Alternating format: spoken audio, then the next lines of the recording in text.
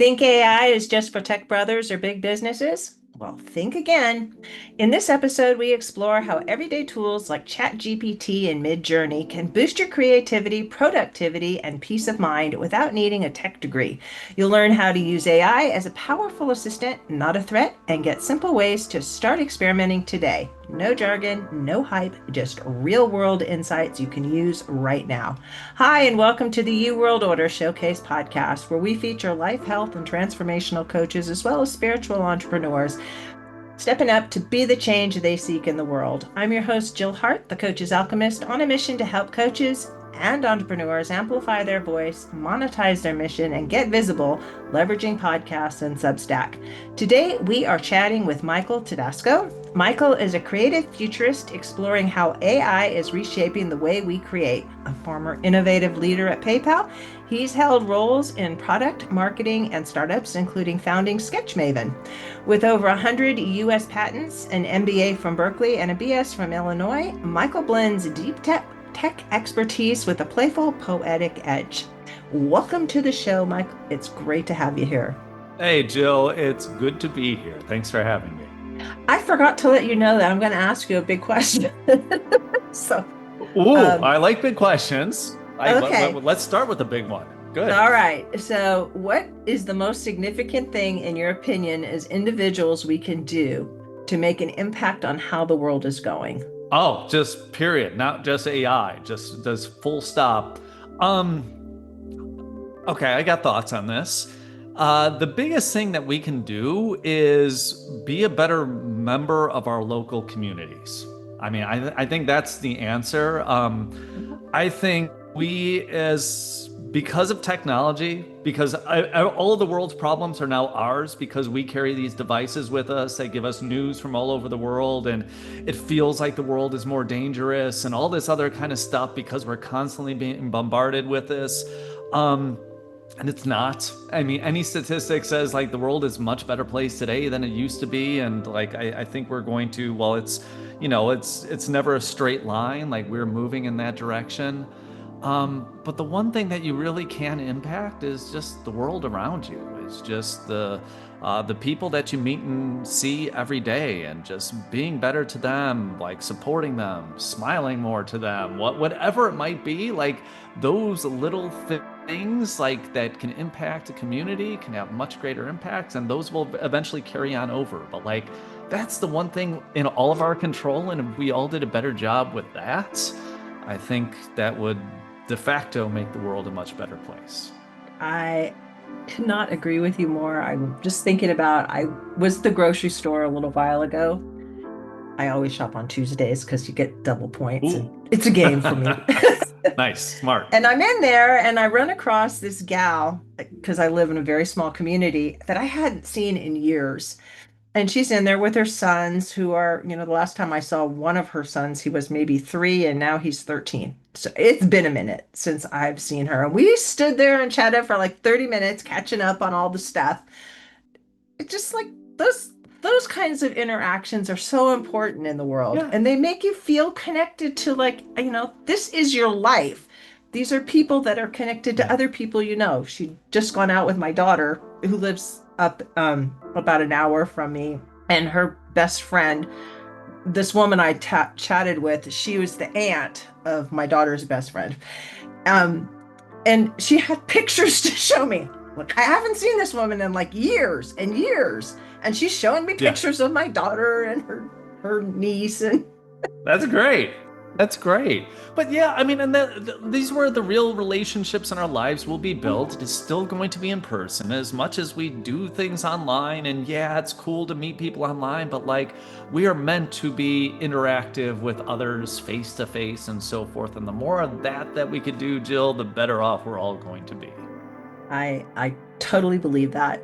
And Yeah. then if you add in AI to all of this, Yeah.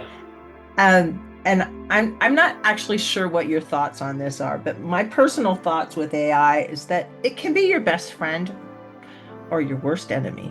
Mm. And if you embrace it and you talk to it like your friend, it will talk back to you like your friend. Yeah. Yes. Yes.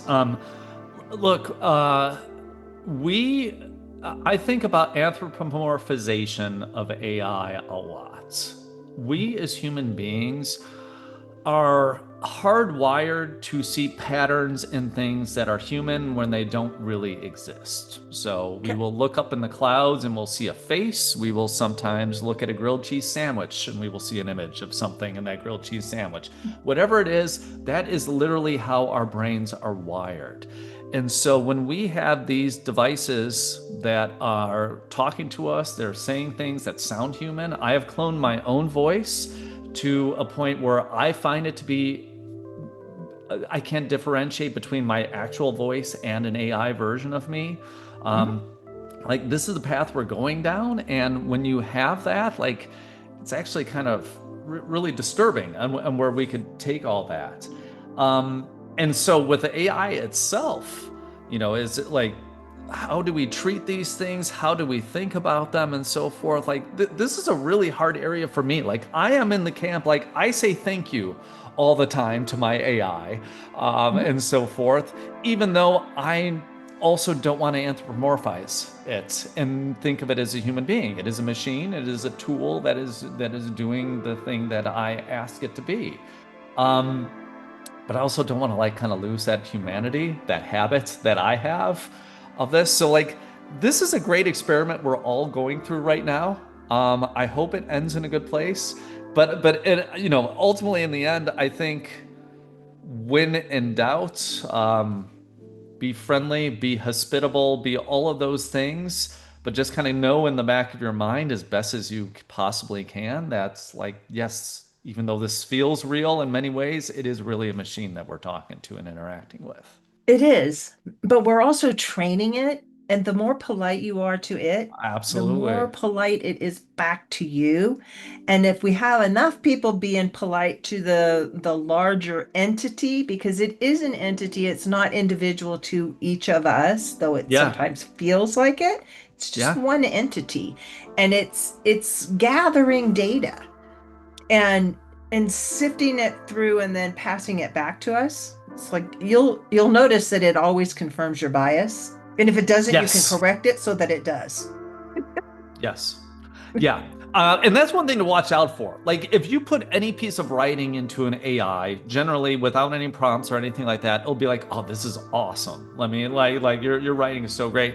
Even if it's trash, even if it's like a rough first draft that you just threw together, whatever, it does all these kind of things. And people with their first interactions with it might, kind of get sucked into that. And you almost have to train it to be like, "Hey, don't be so nice to me. Don't be so affirming. Don't be so sycophantic in how Mhm. you're interacting with me here.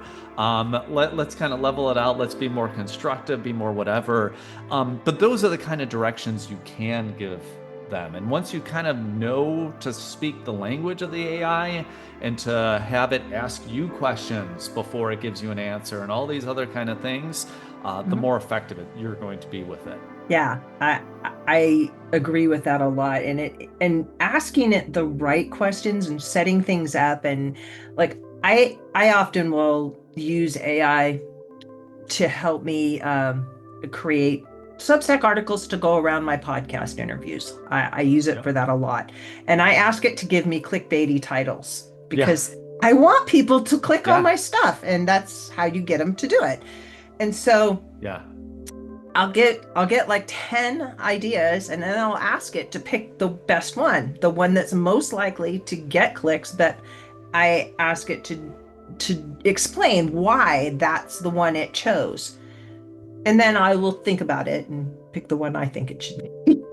No, I think that's a good process. I will almost never have, so I write a lot as well, and I almost never have a headline that is good. It's usually I just have a placeholder, something boring, Mhm. something generic. A few times I'll be inspired, and a few times I just don't know. My favorite one it ever gave me was I wrote something about a year ago, and it was all about copyright with AI, and specifically how I was able to generate Donald Duck images, even though the AI itself was saying this is not Donald Duck. It was a very weird pattern I was going on. I'm like trying to then figure out why is it's saying, oh, this isn't Donald Duck, but it looks just like Donald Duck. And I wrote this whole thing, and I was like, "Hey, give me some titles," and it gave me "Ducking the Copyright Police," and I was like. I'm like, that's a perfect title. I'm like, thank you, AI. Like, no notes. I was like, yeah, it give me 10 or whatever, just like that. And Yeah. I'm like, that was the one. I'm like, I went with it. I'm like, I wish I thought of that one. And it seems so obvious with hindsight, but I was like, yeah, I missed it. And the AI is there. It's a co-writer for you. It's a Mhm. partner. I mean, all of these things, you need to be the one in charge, but it could be really helpful for things like that. It can be so helpful, and especially if you have a lot of ideas about how you want something to come together. Like I write tons of emails and I Yeah. write a lot of just content out there. And I have an idea of where I want to go with stuff, but it's easy to just stick all my thoughts into ChatGPT and say, okay, give me something. Because my philosophy has always been it's easier to fix stuff once you got something on the page Yeah. than to look at a white page and think I'm going to create the perfect thing the first draft. Yep. So I like I like the rough draft to come from AI. So for writing myself, I don't, but for presentations, I absolutely do. And it's just like a style choice for me. I kind Mhm. of like I like writing from a white page, but presentations I hate starting from zero. So what I will do is I will often, and I'm actually working on a presentation just right now where I did this. Um, I'm like, hey, this is what I'm trying to do, ChatGPT. Here's an example of a similar one I've done in the past. Just give me an outline here.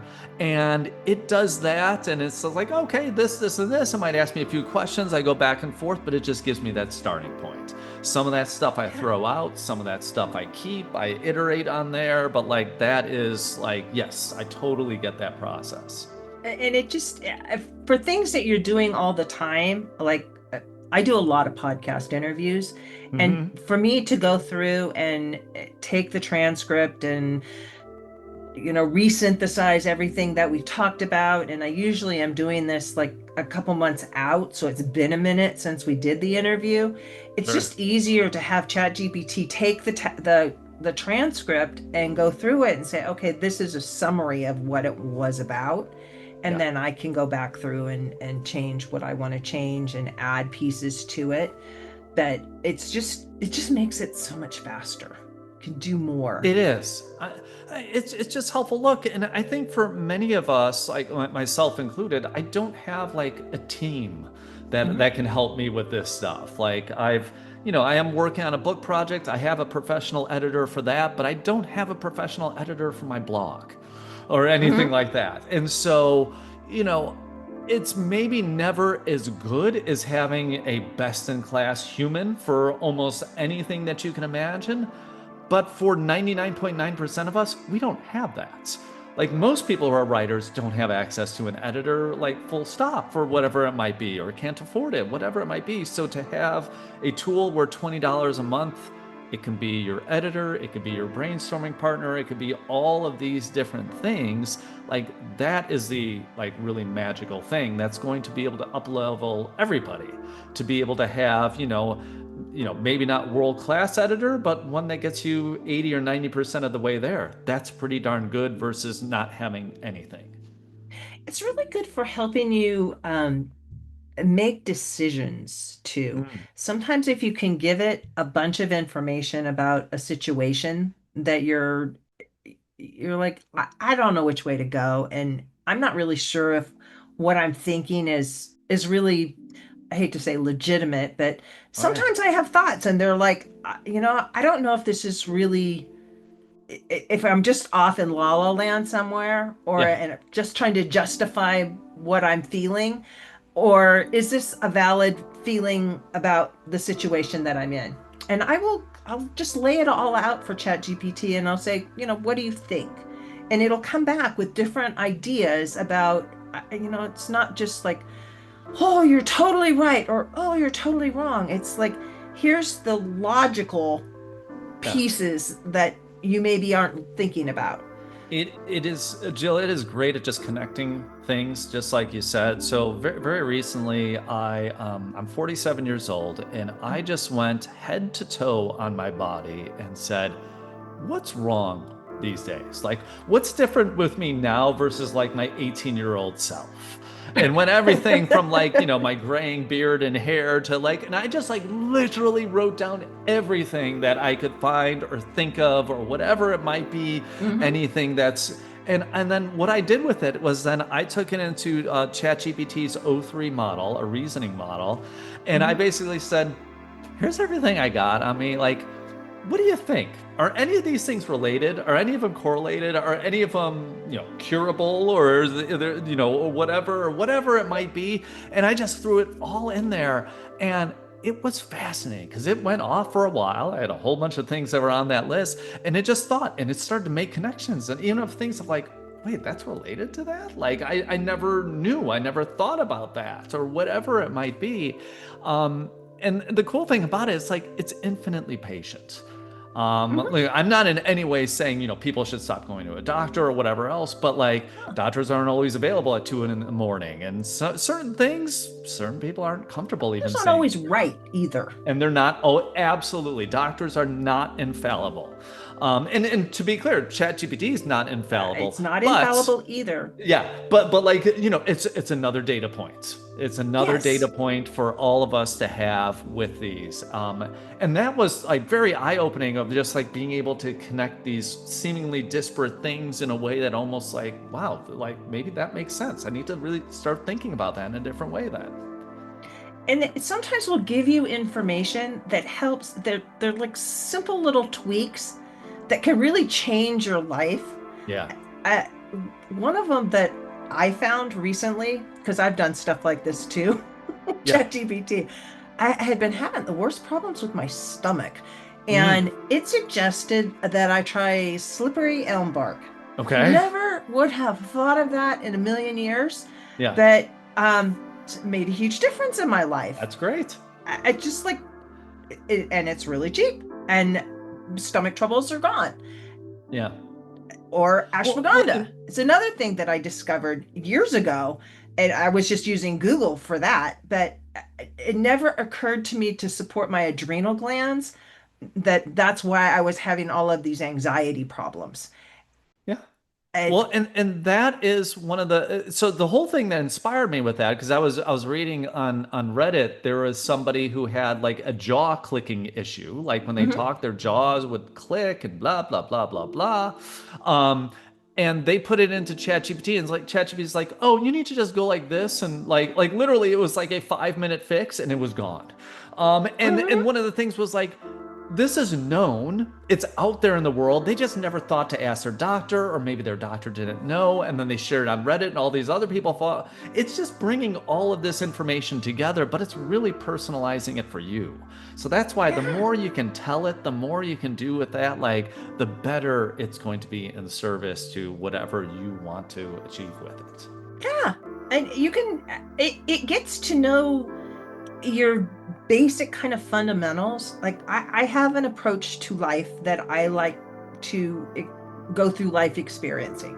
Yeah. It's more of a spiritual side, and but I'm still a very practical person. I want practical solutions to things that are annoying me. And it will deliver both. You can Yeah. do the touchy-feely thing over here, but if you really want to make this work better, try this. Yeah. You Yep. know? Yeah, absolutely. Absolutely. No, that it's so much potential, so exciting. Like I think it is just really a tool that is just changing how we're operating and it is only going to get better with time. That's the greater thing. The more it understands about us, the better these models get. The more they're able to synthesize and digest and customize information for us, it's just going to be better and more helpful. And that's just really exciting to me. I started doing this. I have an AI trading bot that I use. Mm-hmm. It trades cryptos, but it takes all of the emotion and the watching the charts thing out of the equation. It's literally you push a button and the bot goes out, finds a trade, executes it, and delivers a return. And Yeah. it's kind of cutting edge because of the way the platform works. and this is not investment advice, and I totally am playing with this, Yeah, okay? yeah, So, but it's really interesting to me that this technology exists right now. So it's not AI isn't just about, writing better content or being your assistant. It's moving into some different spheres. And there, I've heard some things about, well, the investment thing is interesting to me. There's also like the broader scope of how AI is being developed across the globe yeah. and some of the security things that are coming up because of it. And I was reading one commentary someone had written about with AI and how different countries have different groups of people working on the open source. So that it kind of came down to the people that were in charge of immigration were controlling who was going to be allowed to work on the AI in our country or in different countries. Well, if you think about it, I'd be willing to bet, at least in America, I bet at least 50+% of the senior AI researchers are probably immigrants. I mean, just They to be are. completely They honest, are. I'm just kind of going through my own mental Rolodex. I mean, it could easily even be higher than that. So yeah, I mean that's a huge factor. I mean, one of the best things is, at least still as of today, we have the best universities in the world still for teaching these things, for Mhm. bringing in, that talent from around the world, to be able to look at that. But like, that is, still the one area when people say like, oh, software engineers might go away. That's the one thing, these kind of deep AI researchers, data scientists, that's something that is going to still, that's still going to be around at least for some time, as part of this, as these models continue to get better and better and better. Yeah, and I wonder how the quantum computers are going to affect the whole AI part. I Um, mean, there's just like so much to this. one thing I'll say on that, Jill, is I got no idea. Well, in my time at PayPal, I had innovation, which kind of got all the leftovers for like the big tech. So blockchain was one area that, like, Mhm. spun up the first blockchain team at PayPal and did many other things. There was about a 6 week time period where we were looking at not building quantum computers, but just using quantum computers for Mhm. security and some other things like that. So I got thrown into a whole bunch of meetings. I will say, Jill, I like left those 6 weeks even more confused about what quantum computing than I did starting off on that. I was like, I was actually somewhat relieved when I was like, okay, well, we're not going to worry about this now, or anything. I don't get quantum computing at all. It seems like magic to me. But I do know many smart people in that world who really attest by, like, there's, potential for great progress in that in the next few years. I just like there is so much happening right now in terms of just Yeah. exponentially being able to put connections together, which is a lot AI is. It drags data together quickly and synthesizes it and spits it out to people in a way that they can understand it. Like I was doing some research on what Web3 is today, um, Hmm. which Yeah. is you're familiar with Web3? Because I wasn't. Yes, I know Web3. Yes. Okay. Yeah. I No, was that's hoping okay. so. That's okay. But you did deep research, you read that, and now you know. Yeah, yeah, yeah. Well, like if it were a really thick textbook, I maybe made it through the first two paragraphs on the front page. Okay, so I'm not an Yeah. expert in any way, shape, or form on that. But it was really interesting to me to see the direction that the internet has is going, and how AI is kind of playing into this with blockchain and being more participatory communities on on the internet rather than being on platforms where you can get deplatformed. Yeah. Um, and it's just it's fascinating that you Yeah. I, can I mean, the um, progression. Chris Dixon, who's over at A16Z, wrote a really good book on Web3 and just kind of this movement within the last year or two. If people are interested, was it Read, Write, Own? I think it's the name of the book. And so for people like who are listening who don't know, like what Web3 is, it's kind of like, so if Web 2 is kind of the social media state where you had like these big corporations who own these platforms, so you're posting on their platforms. The vision of Web 3 is like taking it, the next step where you will actually have ownership of those platforms. You will own, the IP to the cartoon monkey that you own or whatever, something like that, and then you could sell the rights for that. So I mean, it's more of a shared ownership model that's, in some ways is kind of going a little bit more back to the original roots of the internet. I think if you would have told people or asked people like back in 93, 94, is this what you thought? Like, literally the biggest companies in the world today are, internet companies who are doing this, like who kind of own the rails, and, there's basically three companies, Google, Amazon, and Microsoft, that like all of like our infrastructure is basically running off of right now on, as we're going to various websites and all that. Like, I think it would have been pretty hard to imagine that, but there was a huge consolidation of power, and I think the Web3 movement was an attempt to get away from that, and it's still happening. It had a huge peak in 2021, but it kind of has come back. But like, there's still that movement, there's still that belief and potential that this could be more decentralized. I've been on the internet since the internet was just bulletin boards. Mm-hmm. And I've watched it like progress over the years. Like I was around before Google was a thing. I remember getting a book and learning about SEO. Yeah.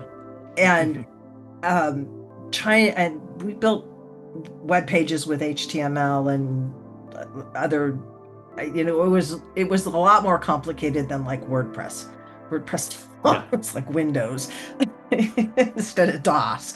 So it was really interesting to see the development, and it really does feel like we're taking more control of it. And I think the digital currencies are playing into this, and the more globalization of the internet. And even stuff like this where you're having conversations with people. I have conversations with people all over the world. Yeah. We meet in a space that doesn't exist, and we have conversations about what's happening and what they're doing locally, and how things are going in their world. Yeah. No, and it's exciting how it brings all that together. I mean that was kind of the hope and the purpose, is that like it could connect people across, boundaries become meaningless and all that, and being able to connect us. And I mean that's a wonderful thing. That is a wonderful thing that's come from this. Yeah, you can watch the news and be fearful about all the things that are happening, but because of the fact that stuff happens so fast Yeah. online, it's really hard for governments to get out of control. I mean, they try to, but Yeah. even like this latest thing that's been going on, it's like people are calling bullshit on it. It's like, Yeah. you said that happened, but really, we can see this other stuff going on that didn't happen. I hope so. I hope that continues. I hope that continues, and I hope that strengthens. I think that's exactly right. Yes, I think that's right. I do too. I do too. So, how do people get in touch with you, and what do you do for people in terms of how you help them and get going with AI? Or Yeah, I mean, honestly, people, probably LinkedIn is probably the best place to reach out to me. Just DM me or follow me on there or whatever it might be.